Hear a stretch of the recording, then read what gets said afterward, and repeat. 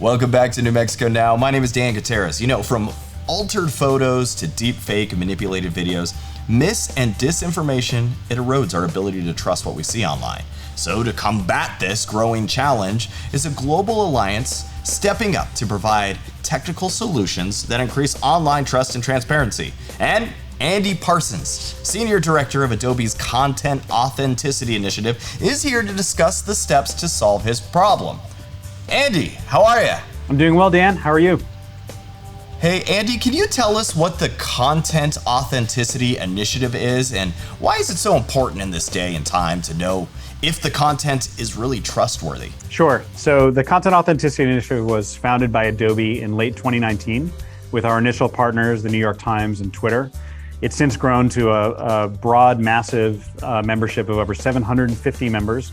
And they represent camera manufacturers like Nikon, news outlets like the Associated Press, Reuters, the BBC, and many others from academia and human rights defense interests.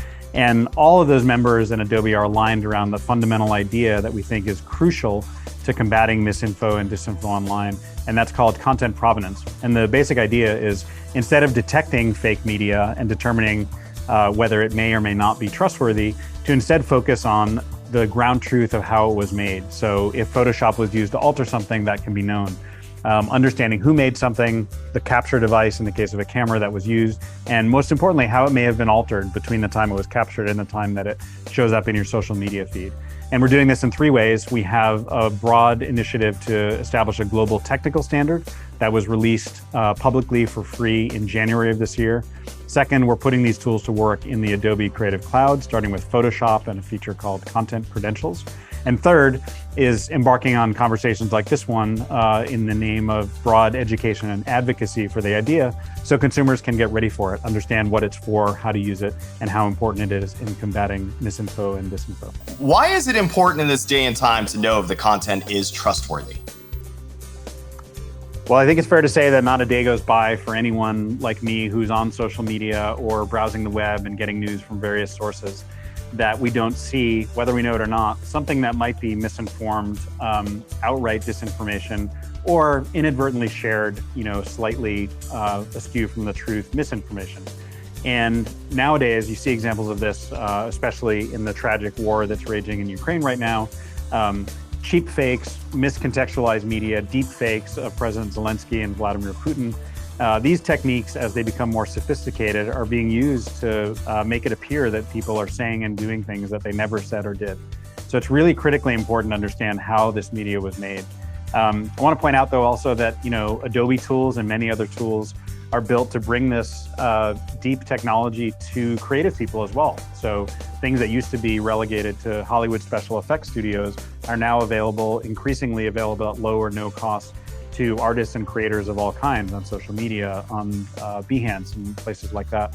And the idea that understanding what something is, where it came from, who made it, who gets credit for it, is the same idea we think that underlies the long-term battle against misinfo and disinfo, and that is transparent, cryptographically verifiable information about what something is. If you know what it is, you understand the ground truth of how it was made, in some cases who made it, we can at least form a foundation for a productive public discourse about news media. So what can I do as a consumer to ensure that I'm only viewing accurate content and make sure that it's all real? Well, it's getting increasingly difficult, I will say that. Whereas even a few months ago, there were certain telltale signs of deep fakes or artificial intelligence generated people. Ears didn't quite match. Sometimes you see an earring that was only on one side of a person's head. Those issues are being addressed little by little, and the technology is becoming more sophisticated at an incredible pace. So I would urge something more fundamental, which is to exercise common sense, a little bit of diligence when people are browsing news media in particular. When you see an image or a video that doesn't quite seem to match the context in which you see it, or something looks a little bit off, or you may think is just unbelievable and stretches the boundaries of what might be true, drag that image or video into a reverse search engine and see what it is, at least determine whether it was published 10 years ago and now is purporting to be breaking news shot today. But moreover, we're going to have to arm consumers with more sophisticated but still easy to use tools, in fact, easier to use than reverse image search, So that right there in your browser or mobile device, you'll be able to tap or mouse over an image or a video and see the extra context that we think consumers need to make up their own minds about whether to trust something or not. And most importantly, to do that before sharing it and potentially inadvertently putting forward misinformation or disinformation. And that tooling is what the mission of the Content Authenticity Initiative is. Gotcha. So where can our viewers go for more information and learn more about it? They should go to contentauthenticity.org. That's a website that we created at Adobe for this exact purpose, to educate and inform people about that technology. Most importantly, you'll see some real-world examples of this technology in action, so you can see what I just described, mousing over an image, seeing the history, how it was altered, and understanding the ground truth of how it was made. I urge people to take a look at that and frankly get ready for these tools to be rolled out. This will be available in the next couple of years, not a 10-year time horizon, and now more than ever, it's critically important for people to be able to decide for themselves what to trust online. Well, thank you very much for joining us. Thank you for the time. Appreciate it.